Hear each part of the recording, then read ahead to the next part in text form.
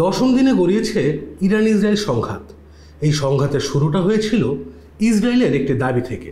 সে দাবিটি হচ্ছে পরমাণু কর্মসূচির খুব কাছাকাছি ইরান এবং যে কোনো সময় পরমাণু অস্ত্র তৈরি করে ফেলবে তেহরান। কিন্তু প্রশ্ন হচ্ছে, ইসরায়েলের কাছে ঠিক কতটি পরমাণু অস্ত্র রয়েছে এবং কেনই বা ইরানকে পরমাণু অস্ত্র তৈরিতে বাধা দিচ্ছে তেল আবিব? অনেক বিশ্লেষকরা বলেন, মধ্যপ্রাচ্যের একমাত্র পরমাণু অস্ত্র সমৃদ্ধ দেশ ইসরায়েল। কিন্তু আজ পর্যন্ত ইসরায়েলের কোনো নেতা বা কর্মকর্তা এই বিষয়টি স্বীকার করেনি। কিন্তু মজার বিষয় হচ্ছে, তারা অস্বীকারও করেনি। যতটুকু পাওয়া যায় সেগুলো মূলত ফাঁস হওয়া তথ্য, যুক্তরাষ্ট্রের প্রতিরক্ষা মন্ত্রণালয়ের প্রতিবেদন এবং বিভিন্ন আন্তর্জাতিক সংস্থার তথ্য থেকে। 80-র দশকে ইসরায়েলের সাবেক এক পরমাণু প্রকৌশলী মোর্দেচাই ভানুনুর এক সাক্ষাৎকারে ইসরায়েলের পরমাণু কর্মসূচির বিষয়ে প্রথম ধারণা পাওয়া যায়।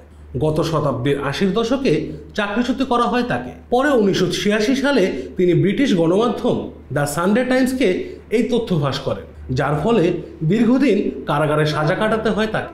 এত তথ্য প্রমাণের পরও ইসরায়েলি কর্মকর্তারা কখনোই স্বীকার করেনি যে তাদের কাছে পারমাণবিক অস্ত্র আছে এবং কখনো অস্বীকারও করেনি। পরমাণু কর্মসূচি নিয়ে তাদের এই অস্পষ্ট নীতিকে বলা হয় আমিমুত নীতি, যার অর্থ দাঁড়ায় ইচ্ছাকৃত অস্পষ্টতা। অনেকে মনে করেন পরমাণু অস্ত্রের বিষয়ে অস্বচ্ছতার এই নীতিকে ইসরায়েলের সবচেয়ে বড় কৌশল এবং কূটনৈতিক অর্জন। ইসরায়েলিরা মনে করেন এটির মাধ্যমে তারা নিজেদের স্বার্থ রক্ষা করতে পারছে। অথচ পারমাণবিক অস্ত্র অর্জনের বিপরীতে ইসরায়েলকে কখনো রাজনৈতিক, কূটনৈতিক বা অর্থনৈতিকভাবে মূল্য দিতে হয়নি। এই বিষয়ে পশ্চিমারাও কখনো প্রশ্ন করেনি যে কেন ইসরায়েল তাদের পরমাণু অস্ত্র নিয়ে অস্পষ্টতা রাখছে। উল্টো অনেক পশ্চিমা বিশেষজ্ঞ মনে করেন এই অস্পষ্টতাই ইসরায়েলকে অস্তিত্বগত হুমকি থেকে রক্ষা করছে। তাদের ধারণা, ইসরায়েলের এই নীরবতাই মধ্যপ্রাচ্যে পরমাণু অস্ত্রের বিস্তার রোধে বড় সহায়তা করবে।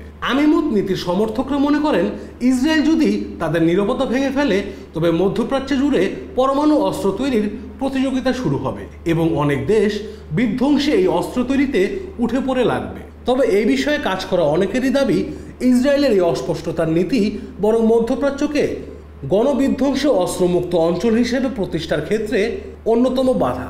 বহুদিনের নানা তথ্য উপাত্ত বিশ্লেষণে জানা যায়, ইসরায়েলের কাছে অন্তত 70 থেকে 400টি পরমাণু অস্ত্র রয়েছে। কিন্তু অনেকেরই দাবি এটি কেবল সংখ্যা মাত্র। ইসরায়েল গোপনে আরও অনেক বেশি পরমাণু অস্ত্র তৈরি করে ফেলেছে বা সক্ষমতা অর্জন করেছে।